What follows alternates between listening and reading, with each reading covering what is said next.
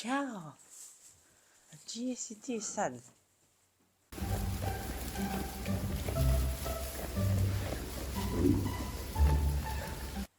Dobar dan i dobrodošli u moj novi video zapis.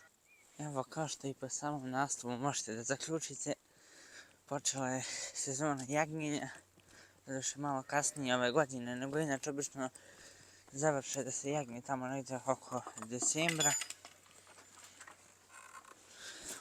A sad su tek počeli oko februara, čekaj zato ne izađu ove koze pobegulje. I noćas su izašle. Ćao! Ovdje držimo ovci jagnjad koje su se tako jagnjela. Ćao! A čije si ti sad? Ti imaš jagnje? Nemaš. Pa ti si prije izašla.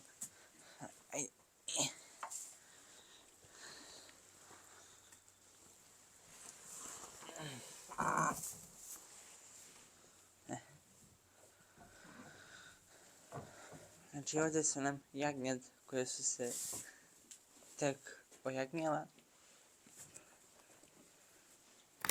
sa majkama svojim. Ova se, na primjer, juče isto jagnjela, 3 sam se juče jagnjela. Ova je sad, da kažem, najsvežije se jagnjela. Zadnja.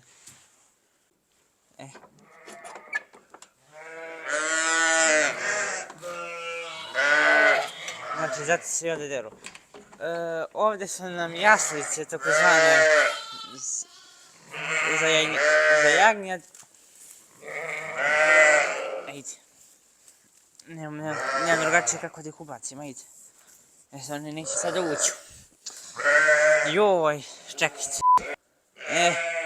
Ubacio sam jagnjad unutra.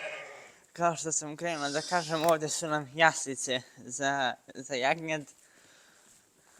Ovdje se prebacuju jagnjad kad stoje par dana tamo u jagnjelištu. Sad dok se malo snađu. Evo, ušla sam malo među njih, da vam ih lepše pokažem.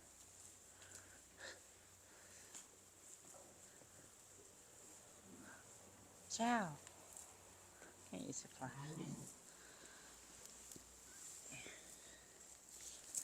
Ja sam ušao, plašio si me. Znači, lego je samo i zaklopio oči i nije se mrdao. I jagnjad druga ga gurkaju, njuškaju i on ništa. Eto. Evo, i ovdje bi polako i završio ovdje bi polako i završio ovaj klip.